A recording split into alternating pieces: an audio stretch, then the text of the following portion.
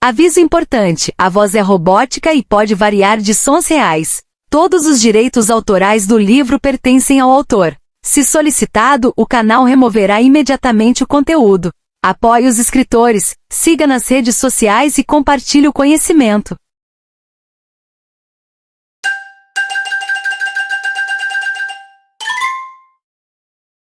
Capítulo 1. Aconteceu um acidente durante a transmissão. Realmente foi uma tempestade recorde. Devido à chuva contínua por mais tempo do que qualquer outra na história, um deslizamento de terra ocorreu em uma montanha próxima, forçando cerca de 500 moradores a se refugiarem em abrigos temporários. Durante a atualização do clima, ocorreu um pequeno problema. Se podemos chamá-lo de pequeno erro depende do ponto de vista. A raiz do problema era um pequeno elipse, ocupando cerca de 16 avós da tela. A tradutora de linguagem de sinais, Eju, estava naquele pequeno quadro. Neste momento a imagem ficou congelada no exato instante em que ela fazia um gesto de levantar o dedo do meio. Que diabos! Eju entrou em pânico, sem conseguir processar o que havia acabado de acontecer. Através da espessa parede de vidro, ela ouviu vagamente o diretor lá fora se levantando abruptamente e gritando. Isso nunca aconteceu antes. De repente, Eju percebeu o problema e se forçou a continuar a tradução em linguagem de sinais. Sua expressão não mudou, seus olhos fixos no teleprompter. 1 segundo, 2 segundos, 3 segundos, mas a imagem ainda estava congelada. Acabou. Enquanto continuava traduzindo, seus olhos se moviam desesperadamente de um lado para o outro. O teleprompter ainda exibia insistentemente a palavra deslizamento de terra. Enquanto isso, na sala de controle, o caos reinava. O diretor estava com as mãos na cabeça, o assistente de direção balançava a cabeça enquanto atendia ao telefone, com um rosto cheio de frustração. Felizmente a imagem logo foi alterada para a reportagem ao vivo do repórter. Finalmente Eju deu um suspiro de alívio e enxugou o rosto que estava vermelho. Tradutora, você está bem? Quando o editor de notícias se aproximou, Eju acenou com a cabeça, atordoada. Acho que preciso de um remédio. Enquanto isso, o diretor continuava se curvando nervosamente e explicando a situação para os superiores. Tecnicamente, ela deveria ter aberto o dedo médio e o polegar para formar o sinal de montanha na linguagem de sinais, mas devido a um problema técnico, a imagem congelou no momento em que ela apenas levantou o dedo médio. Esperava que esse erro fosse interpretado como um acidente, mas, como sempre, as vozes mais altas acabaram prevalecendo. Como esperado, quando o diretor retornou da ligação, seu rosto já estava carrancudo. Eju, realmente sinto muito, mas... Ele mexeu nervosamente no cabelo bagunçado. Notícia de última hora. Nesse momento, a porta da sala de controle se abriu abruptamente, e o assistente de direção entrou correndo. Por causa de um caso de sequestro, o porta-voz da Casa Azul está realizando uma coletiva de imprensa de emergência. O quê? A Casa Azul deu ordens diretas para que todas as emissoras transmitam ao vivo ao mesmo tempo. A expressão do diretor mudou imediatamente, e ele rapidamente colocou os fones de ouvido pendurados no pescoço. Coloque a legenda de notícia urgente e faça o apresentador Park entrar naturalmente na transmissão. A tela rapidamente mudou para um fundo azul escuro, com o logotipo da Casa Azul ocupando um lugar de destaque. Quando o porta-voz apareceu, a atmosfera constrangedora foi imediatamente dissipada. O porta-voz estava vestido com um terno preto perfeitamente cortado, e seu olhar afiado fixava diretamente a câmera. Eju prendeu a respiração, observando na tela. Eju, você pode fazer a tradução simultânea agora. A voz do diretor estava hesitante. Desculpe, mas, melhor deixar para depois. Ele rapidamente retirou a proposta com uma expressão desconfortável. Vamos deixar a tradução em linguagem de sinais de lado por enquanto e transmitir a coletiva da Casa Azul. Eju começou a entender o que o diretor queria dizer. Eu vou ser substituída, não é? Um gosto amargo se espalhou pela sua boca. Eju se levantou e pegou a bolsa que estava no canto. Talvez por causa da surdez que a impedia de falar quando era criança, às vezes ela sentia que o mundo ao seu redor era como um aquário, isolado dela. Imersa no silêncio do oceano, ela tentava encontrar sua própria voz. Suas palavras, como bolhas efêmeras, sempre se quebravam antes de se completarem. Crescendo neste mundo embaçado, Eju aprendeu a falar com as mãos. Esse trabalho era o mais adequado para ela, mas agora, até ele estava começando a dar errado. A sensação familiar de impotência voltou a atacá-la. Boa noite, sou o porta-voz da Casa Azul Baekseon. Mas esse homem era diferente. Sua voz profunda e firme fez Jiju parar. Era um tipo de som que ela raramente ouvia, e talvez por isso, ele despertou em seu coração uma ressonância estável e afiada. Seu coração quase parou de bater, como acontecia sempre que ele falava. Hoje pela manhã, as negociações para os 16 cidadãos coreanos sequestrados no sudoeste de Algansi, no dia 5, começaram. Os funcionários estavam reunidos em frente à grande tela, e a sala estava impregnada de uma quieta expectativa. As posturas rígidas e formais deles revelavam uma tensão subjacente. Ji-ju também estava tensa.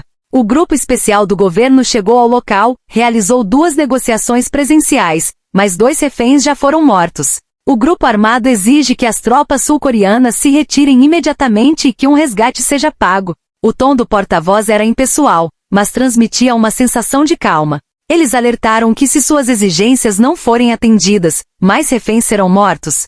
Seo fixava o olhar na câmera, afiado e resoluto. Seu cabelo e olhos negros contrastavam com sua pele pálida e austera. Esse homem, que transmitia a voz da autoridade máxima, possuía muitas qualidades que ela não tinha. Excelente habilidade política, a intuição aguçada de um orador confiante. Ele se tornará famoso por uma frase: não trate o governo como um brinquedo. Uma resposta à postura negligente dos jornalistas. O presidente precisava de um porta-voz forte, porque cada interação com a mídia era uma confrontação de alto risco. Como porta-voz mais jovem da Casa Azul, ele mantinha sua posição com firmeza, sem nenhuma mancha ou ameaça de ser destituído. Antigos porta-vozes frequentemente eram substituídos devido à corrupção, assédio, pressões externas ou declarações polêmicas, mas Baek-seo tinha um histórico impecável, sem escândalos ou boatos. Agora vou compartilhar a posição da Casa Azul sobre o caso. Ele segurava firmemente o púlpito, o corpo ligeiramente inclinado para frente, perto do microfone. Seu olhar era firme e profundo, fixando intensamente a plateia abaixo de si. Até mesmo o mais breve dos silêncios era uma exibição calculada de autoridade. Aos 35 anos, ele já possuía uma habilidade quase inata de controlar a opinião pública, um dom herdado de sua família proeminente. Ele nasceu para estar neste palco. Baek-seo em si era sinônimo de autoridade. Não faremos nenhuma negociação com os sequestradores sobre o resgate. Seu olhar afiado fez Ji-ju tremer involuntariamente. Não se engane pensando que somos um casal. As palavras geladas e o desprezo em seu tom se sobrepuseram. Você não passa de uma refém que foi enviada para ficar ao meu lado. A última vez que eles haviam conversado de forma irônica foi no próprio dia do casamento. Nos 3 anos seguintes, viveram como estranhos com um relacionamento conjugal restrito a uma mera formalidade. Desde o início, Ji-ju quase nunca tomara a iniciativa de falar, enquanto seu marido a ignorava como se ela fosse apenas uma presença inexistente. O apartamento de 70 metros quadrados, que deveria ser o lar docilar de um recém-casado, sempre transbordava uma frieza cortante. Ela o via tão poucas vezes que, em muitos momentos, parecia mais familiarizada com ele pela televisão do que pessoalmente. Uma tal vida conjugal poderia realmente ser chamada de um grande infortúnio? Nós não vamos comprometer nossos princípios em nenhuma circunstância. Ji-ju, por hábito, mexia com os dedos onde o anel de casamento deveria estar. Contudo, ela não conseguia desviar o olhar. Seus olhos estavam fixos naquele homem que ela tanto odiava. Desde o primeiro encontro, ela via tola se agarrado àqueles sentimentos por ele, sem jamais largá-los.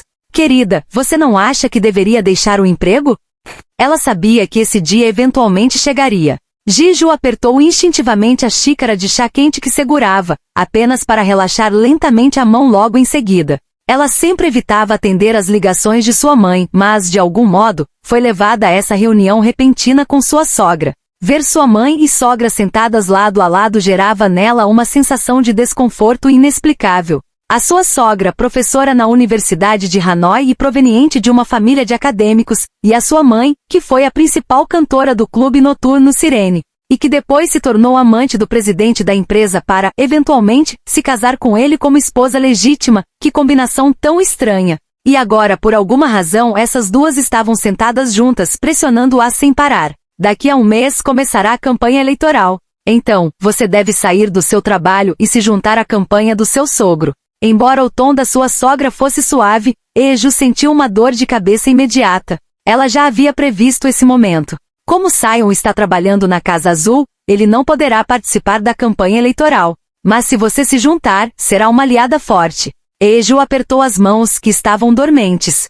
O casamento dela era uma transação política, uma aliança entre um grande jornal que queria fazer um kingmaker e o sogro dela, o futuro candidato presidencial.